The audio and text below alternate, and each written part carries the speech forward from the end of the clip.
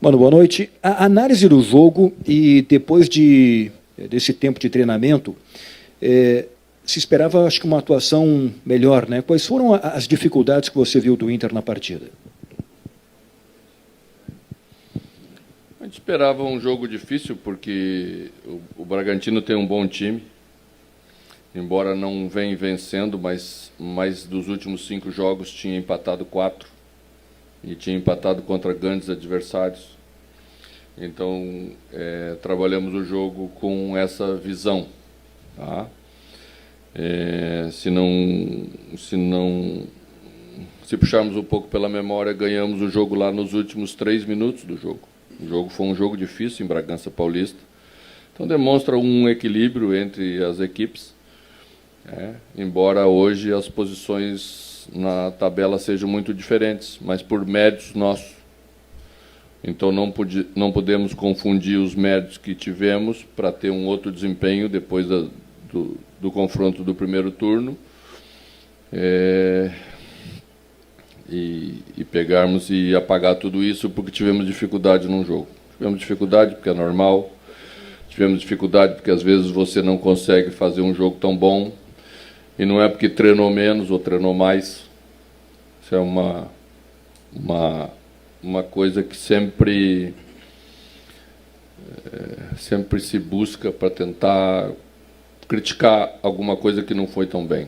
Não foi tão bem, muito por mérito do adversário, que marcou bem, um pouco de ansiedade nossa no início do jogo, a gente precipitou um pouco, a gente perdeu boas situações de fazer o jogo ficar um pouco melhor, e às vezes quando você não consegue fazer, ainda pode correr o risco no finalzinho de deixar escapar até esse um ponto que está conquistando. Então, a campanha longa de 38 jogos, de vez em quando vai apresentar um jogo assim. Nós temos que ter maturidade para conviver com isso. Provavelmente, nesse dia, precisamos muito mais do torcedor, precisamos mais de apoio, precisamos mais da compreensão até das nossas limitações eventuais, né? E assim, quando os outros, olhando de fora, nos enxergam mais unidos, mais fortes, mais até compreensivos, nos respeitam mais, e todos respeitam mais. E é isso que a gente tem que fazer para continuar sendo respeitado como a gente está sendo no Campeonato Brasileiro deste ano. Mano, você citou, após a vitória contra o Atlético Goianiense, que o grande objetivo era uma vaga direta da Libertadores e que o título era um sonho, mas ainda muito distante para a realidade do Inter nesse momento. Hoje, talvez tenha sido o jogo e que o torcedor tenha colocado mais expectativa, porque o Inter tem uma sequência de 2 jogos em casa, ainda tem o Santos no sábado, e o Palmeiras foi jogar com diversos desfalques importantes contra o Atlético Mineiro. No fim das contas, o Palmeiras venceu. Com essa vitória do Palmeiras, e esse empate do Inter dentro de casa, dentro do Beira-Rio, esse sonho fica cada vez mais distante ou ainda dá para acreditar? Não, sempre que você vê, num momento como esse, aumentada a distância, ele fica mais distante. Não, desculpa a redundância, né? E a gente sempre soube que ele era um sonho distante, não por culpa nossa, por méritos do Palmeiras.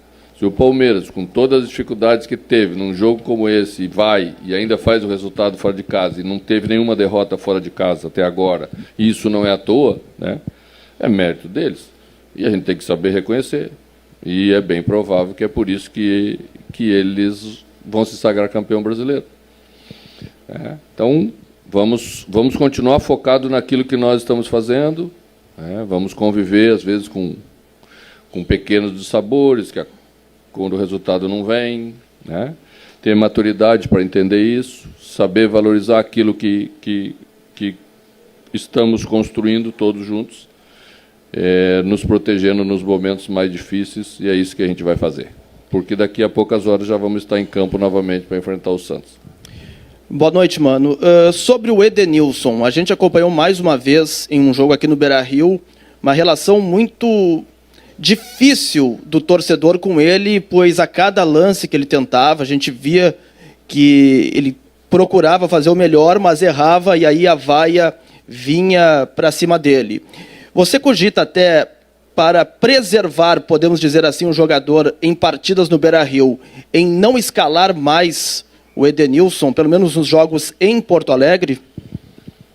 Já falamos sobre esse assunto e eu disse a vocês que Edenilson é um jogador do Internacional, tem contrato com o Internacional, é um ativo do clube, merece todo o respeito porque é um profissional de alto nível, que trabalha sério, se dedica o tempo inteiro para fazer o melhor. E a gente vai ter com ele o mesmo respeito que ele tem com a instituição e conosco. Mano, boa noite. Queria que tu falasse um pouquinho sobre a escolha do time para o jogo de hoje, com o Maurício no banco de reservas, por que optou por jogar dessa forma, e também a variação ali no posicionamento do Pedro Henrique, começou pela esquerda, depois foi para a direita. São escolhas que o treinador faz e foram as escolhas que eu fiz para esse jogo. Mano, boa noite, tudo bem? Claro que todos os jogos do Inter, você vai colocar e vai dizer, e é verdade, quando o jogador entra em campo, entra sempre pressionado, há sempre uma pressão por um grande clube como o Inter, mas talvez esse jogo tenha sido, no Campeonato Brasileiro, o jogo que o Inter tenha entrado pressionado por tentar diminuir uma diferença, entrar de vez na briga pelo título. E parece que nesses momentos, principalmente nessa temporada, ou até nas últimas temporadas, os jogadores do Inter acabam falhando nesse momento de que a pressão vem, precisa vencer e acaba o resultado não vindo. É o seu trabalho mais difícil tirar isso desse grupo, despressionar e fazer que o grupo mantenha a naturalidade em momentos de pressão como esse que foi hoje? Nos últimos 6 jogos anteriores, nós entramos da mesma forma em campo e ganhamos 5. Então a gente não pode querer criar uma teoria sempre que o resultado não vem. Não vem porque às vezes não vem. Não vem porque nós não somos a melhor equipe do mundo. Não vem porque os outros também empatam, como nós empatamos hoje. Isso é normal num campeonato brasileiro difícil como é esse. Quando você faz Por que ninguém vence todas? Por que ninguém faz uma série de vitórias tão grande? Porque é difícil. Porque hoje, por exemplo, já não conseguimos ter a mesma mecânica pelo lado direito, perdemos um jogador importante, que foi Bustos, que é um jogador importante na nossa criação no corredor. Tivemos uma estreia muito boa do Igor, muito boa, mas é um zagueiro lateral, sabíamos que não ia ter a participação tão grande na última parte, né? Infelizmente, perdemos ele num dia que também não podíamos usar o Everton. O Everton, porque era jogador do Bragantino por força de regulamento. Então, essas coisas acontecem numa campanha de 38 rodadas. Às vezes você ganha em pequenos detalhes e, às vezes, o resultado não vem em pequenos detalhes, né? Fizemos uma jogada de alta qualidade no segundo tempo, já não tinha mais goleiro. Era só empurrar a bola para dentro. Não conseguimos. E são os mesmos jogadores que, em outros momentos, fazem gols espetaculares. E não é por isso que eles têm menos qualidade. É porque o futebol é assim. Mano, boa noite. Voltando um pouquinho no assunto Edenilson, porque é uma pauta recorrente, até você, durante a semana, em uma das entrevistas que concedeu, acabou abrindo, né, que ele pediu, né, e que o caminho dele deve ser longe do Inter em 2023. Você já fez isso com o Rodrigo Dourado em outro momento, que saiu em alta, acabou, inclusive, deixando dinheiro no caixa do clube. Como conduzir essa situação a partir do momento que o jogador não consegue desempenhar da melhor forma como já desempenhou no Inter, tem essa pressão da torcida e, ao mesmo tempo, se encaminha uma reta final de campeonato onde já se sabe que ele não estará no clube ano que vem? A gente não sabe se ele vai estar ou se não vai estar. A gente colocou a situação falando mais ou menos o que é a ideia de todo mundo, por respeito ao torcedor, para não ficar daqui a pouco falando coisas que lá na frente não vão. Mas elas precisam ser efetivadas. A gente não pode chegar um jogador de seleção brasileira como Edenilson e jogar para fora, não tem sentido nenhum. O clube precisa gerir isso bem e nós, aqui dentro, estamos gerindo da melhor maneira possível para que as coisas funcionem bem. Mas, poxa, acho que também toda semana ficar batendo nesse assunto, Edenilson, não colabora nada para isso. Porque quando chegar no final do ano, a gente conversa o assunto. Quando chegar no final da temporada, a gente conversa o assunto. E todo mundo avalia daí se foi correto ou se não foi correto. Mas não pode ser correto todo treino. Não pode ser avaliado todo treino, não pode ser avaliado em cada passe. Se você passa uma bola 5 metros para trás, é vaiado. Se você passa para frente, é vaiado. Isso não ajuda nada. Acho que não é inteligente a gente levar para esse ponto determinadas situações.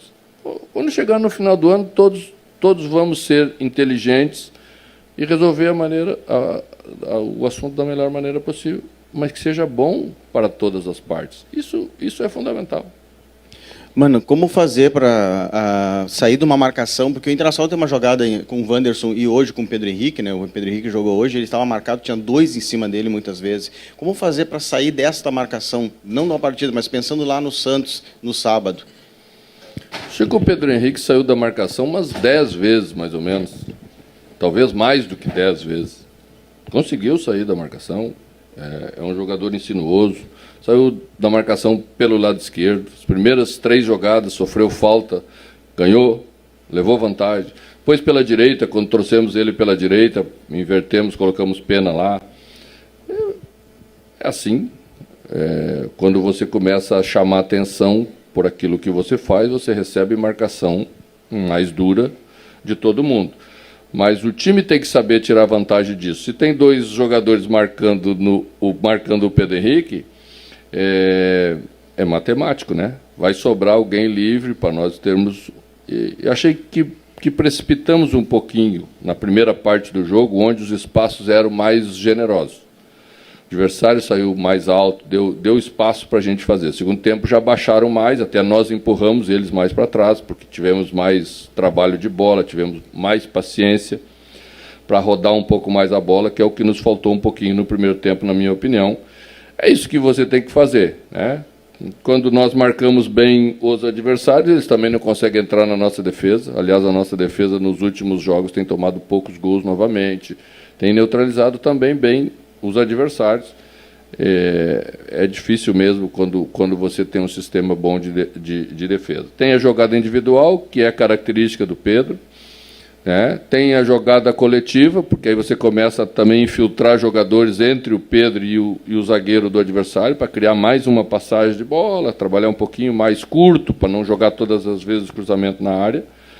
Mas a equipe está crescendo, são jogadores jovens, alguns deles são jogadores novos. Todos eles estão num processo de crescimento juntamente com a equipe. Mano, quando o resultado não vem, a torcida vem em cima. Mas a campanha do Inter no retorno era fantástica, muito acima da média até do esperado.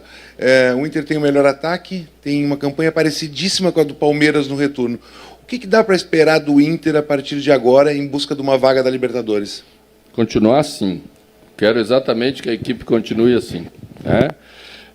Quando respondi antes sobre a escolha da escalação, né, sem falar tão abertamente sobre isso, estou dizendo que não pode só porque empatou, a escalação já foi errada, fulano tinha que ter jogado em outro lugar, porque é sempre a mesma história, né? O treinador que escalou nos outros resultados todos de vitória é o mesmo que escalou nessa, né? Pensamos como comissão técnica muito tempo para tomar as decisões que tomamos e certamente tomamos sempre por um motivo especial. Se não trouxemos Pedro para cá no início é porque queríamos levar vantagem lá, porque achamos que lá era melhor no primeiro momento com a jogada individual, né? Pois invertemos para tentar achar pelo lado de cá. É assim, tá? Temos 2 jogos agora, vocês sabem, 48 horas. Então já tem que rodar um pouquinho a equipe. Provavelmente no jogo que vem também faça algumas alterações, porque tem que fazer. Tem o retorno do Johnny, que amanhã já está conosco. Então também temos algumas outras condições para ter um time forte. Você sabe que o Santos jogou um dia antes que a gente. Então tem 24 horas. Em 3 dias você ter 24 horas a mais de recuperação é considerável. Então eu também tenho que pensar nisso para ter equipe forte nos 2 jogos, era isso que a gente estava pensando.